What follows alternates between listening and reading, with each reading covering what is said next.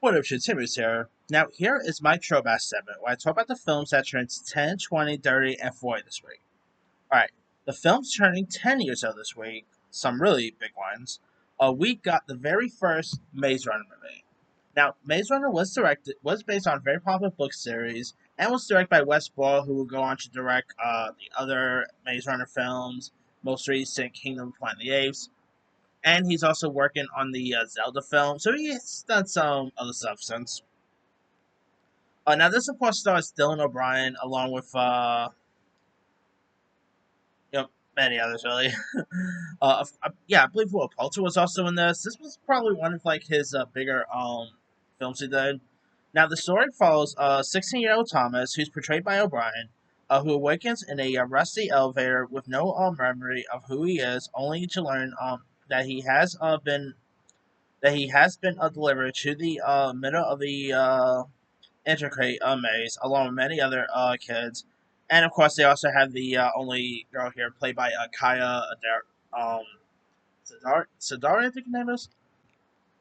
In the first Maze Runner film, now the sequel's not so bad. The third one was not so great. But the first Maze Runner film, was pretty decent. Of course, Dylan O'Brien was pretty good. Cannot wait to see him in Saturday Night, by the way. Of course, some other great cast members. Jacob Larimore was also in this one. It's really decent. Of course, this was one of the films that was trying to become like pretty much become the next Hunger Games or the next huge YA adaptation. They didn't really finish up the whole stuff, but they all said to reboot it. So there's that. All right. Also turning 10, we got A Walk Among Tombstones. Where a drug kingpin hires troubled ex-con Max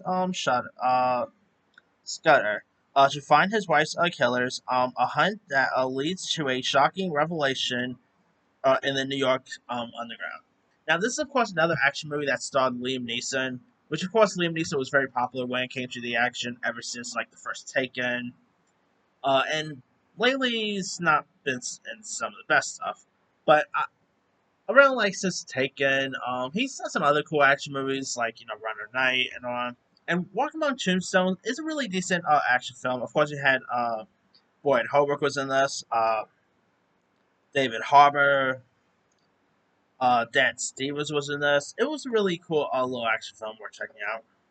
All right, also turning 10, we got This Is Where I Leave You, which is the Sean Levy film he directed. Now, this was actually Sean Levy's first R-rated film before Deadpool Wolverine came out, of course. And this is a really nice little film. It starred the likes of Jason Bateman, Tina Fey, Connie Brennan, Timothy Oliphant, Dax Shepard, Jane Fonda, Adam Driver. And if you guys don't know much about the story, it tells the story of four grown siblings who are forced to return to their childhood home after their father's passing and live under the same roof as their same roof for 7 days, along with their overbearing mother, played by Jane Fonda. And this is a really terrific little film. Sean Levy, outside Deadpool Wolverine, he has always put out some other really good stuff. And this is definitely maybe one of his underappreciated films. It's really charming. It is a really good film about family. Definitely give that one a go. All right. Also turning 10, we got a couple of smaller stuff here. Like we got the Skeleton Twins, which starred Kristen Wiig and Bill Hader. Now, this was a movie that I guess to say really showcased both Wiig and Hader's talents. Because obviously, when you think of Hader and Wiig, you always think of comedy, obviously SNL. This was more of a serious role for them, and I thought it was a really terrific one. I literally thought there could have been a possibility that Kristen Wiig and Bill Hader could have gotten Oscar nominations for this. It's about two estranged twins played by Wiig and Hader, who communally cheat death on the same day, prompting them to reunite the comfort reasons their lives went so wrong. And it's a really decent little film. Of course, you have like Craig Johnson was directed this, who did that movie Wilson, Ty Burrell, Boyd Holbrook, Luke Wilson. Some really decent supporting players too. But yeah, I think there could literally been an opportunity that maybe Wig and Hader could have got Oscar nominations for this, because this may be one of their better performances they put out. All right, now we also got a couple of horror films. Of course, we got Kevin Smith's Tusk. Now, Tusk, of course, starred Justin Long, along with the likes of Micah Parks, the late great Micah Parks, Haley Joe Osment, Johnny Depp, who was very unrecognizable in this. And the film deals with an arrogant podcaster played by Long, who travels to Canada to interview and in the process meets an eccentric retired sailor played by Parks with dark plans related to his obsession with a walrus named Mr. Tusk. Now, if you guys remember Tusk, this is one of the most weirdest films you ever want to see. Of course, directed by Kevin Smith, who obviously is best known for directing, Jane and Silent Bob Strike Back, the Clerks movies.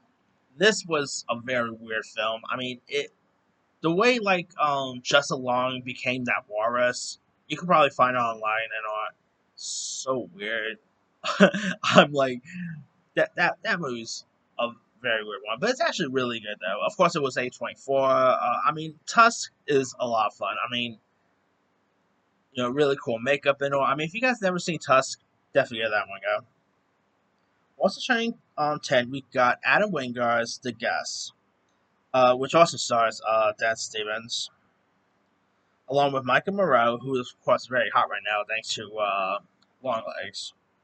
It's where like after he has been staying in their home for a couple of days, a series of deaths occur, and the daughter Anna, played by Moreau, suspects David is connected to them. And this movie is a really terrific one. Dan Stevens. I guess I could say this was really the movie that really put Dan Stevens on the map for most people. Micah Moreau, I guess you could say, was the thing that put her on the map. Adam Wingard did a great job here. Of course, he would go on to do like Godzilla versus Godzilla and Kong films, Death Note, Your Next. He's put out some other really cool stuff before. So yeah, if you guys have not really, although I think Your Next came out beforehand, but still, if you guys had not seen The Guest, definitely go check that one out. Like, there's supposed to be talk about a sequel. I don't know if that's still ever happening. All right, now turning 20, we got Kung Fu Hustle, directed by Stephen Chow. Of course, the story revolves around a murderous neighborhood gang, a poor village with unlikely heroes, and an aspiring gangster's fierce journey to find his true self. Of course, the martial arts. Now, they were always supposed to be talking about doing a sequel to this. I still don't know if that's ever happening. But, of, but of course, Stephen Chow both directed and starred in this. And you don't really see Stephen Chow hardly anymore nowadays, but he was really, like, this is a really fun film. Of course, the martial arts is really cool. It's really entertaining. I mean, yeah, if you guys had not seen Kung Fu Hustle, definitely give that one a go. And where is the sequel? Still beyond me. Alright, also turning 20, we got Sky Captain and the World Tomorrow, starring Gwyneth Paltrow, Jude Law, Angelina Jolie, Lawrence Oliver, Micah Gambon. And when a gigantic robot attacked New York City, Sky Captain uses his private air force to fight them off. His ex-girlfriend, reporter Polly Perkins, has been investigating the recent disappearance of prominent scientists, suspecting a link between the global robot attacks together. They fly their homologues in pursuit of a mysterious Doctor Togenkov. So, yeah, not a big film, not like a great film to be honest. Yeah, but of course Jude Law, which 2004 was a really killer year for Jude Law. I mean, if you want to see an actor who had like one of the biggest years in the 2000s, definitely Jude Law, because in 2004 he did like Alfie, Closer. He had that year. I Heart Huckabees. That was like probably his biggest year he's ever done. But yeah, Sky Captain. I was never really too big with Sky Captain. So yeah. All right. Also turning 10 or 20, I should say. We got a couple of sport movies. We got Wimbledon, just in time for the U.S. Open. Of course, starring Paul Bettany, Kirsten Dunst, and this was pretty much, let's say, challengers before challenges came out. You know, it's where British tennis player Peter, played by Paul Bettany, who uh, who clutches to an embarrassing low position on the tennis racking ladder. Of course, he falls for like a local tennis player as well, played by Kirsten Dunst. I mean, what is it with former Spider-Man love interest, by the way, doing tennis projects? Because of course Emma Stone was in that About the Sexist movie a couple years ago, and she was of course in Amazing Spider-Man.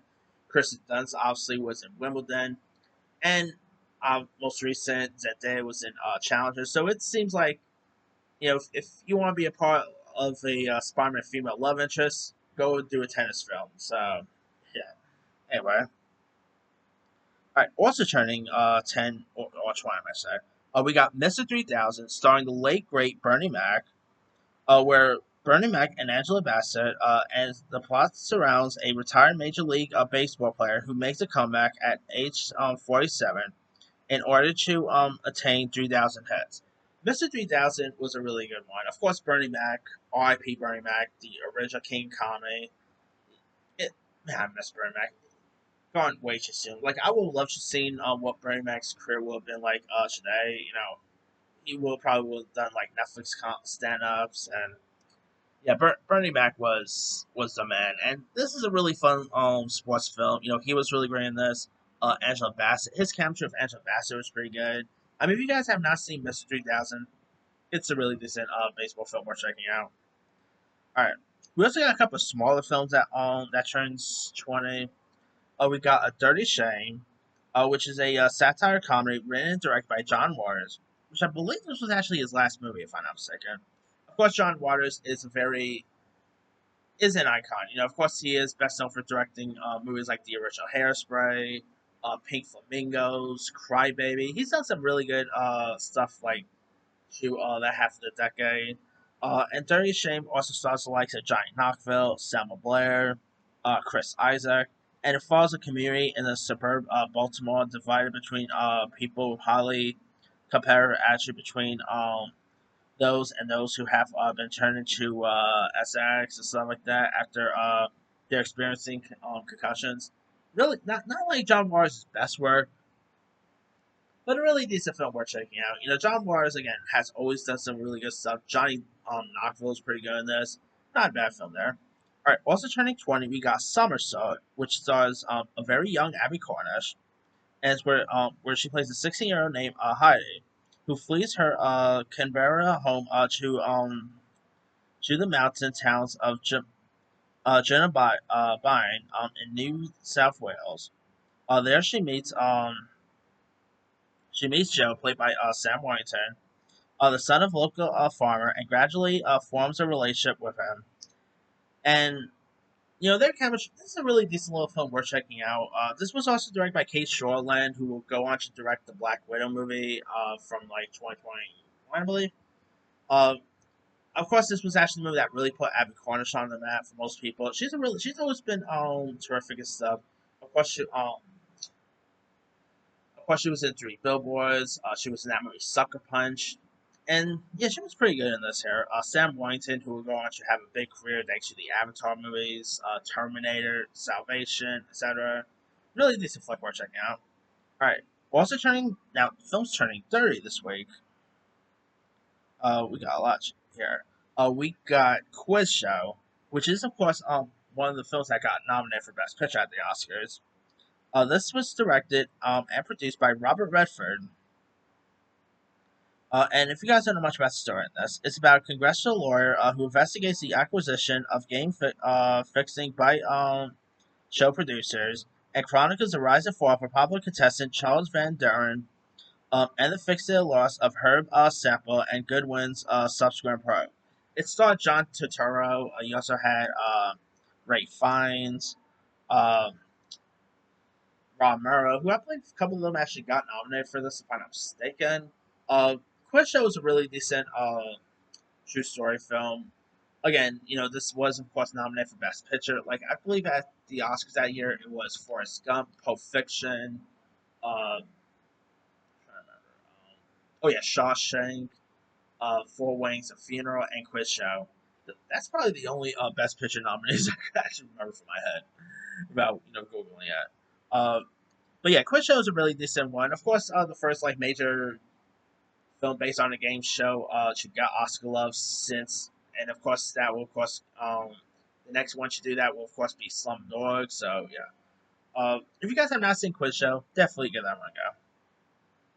Also turning 30, we got Time Cop, directed by the great Jean Claude Van Damme. Where like John Claude plays Max Walker, who's a police officer in 1994, and later a U.S. federal agent in 2004, when time travel has been made possible. It stars the always great Ron Silver and follows Walker's life as he fights time travel crime and investigates the politicians' plans. Now, I believe they do. I think they did a couple of sequels, if I'm not mistaken. Now, this is actually a film I wouldn't mind seeing a remake of. Like Time Cop is definitely a movie that I think is worth for today. But of course, at the time, John Claude Van Damme was very hot. Was like becoming one of the biggest action stars at the time. Obviously, Bloodshot, Bloodsport, Double Team. I can't remember what was, but yeah, he of course he was trying to become like the next, let's say, the next Arnold, the next Stallone, and Time Cop is a really decent one worth checking out. All right. Also turning, also turning 30, we got Blue Sky. Not to be confused with the anime studio, by the way. This, of course, was a film that won Jessica Lange her first Oscar. Also starring Tommy Lee Jones, Chris O'Donnell, Paris Booth, and the film is based on Roma Stagger learns real life and the relationship between her parents, Clyde and Gloria Lee Moore Stanger, during the 1960s while her father was in the army. The latter divorced, and Gloria remained before pretty much remarried before dying in 82. And Blue Sky, of course, Jessica Lange, who obviously is more popular now thanks to American Horror Story fame. But before American Horror Story was all popular, she was always terrific and stuff. Obviously, the original King Kong. I believe she was Tootsie. She was also in. Jessica Lange was always amazing, and this is definitely one of her better performances. Again, it won her Oscar, so there's that too. All right.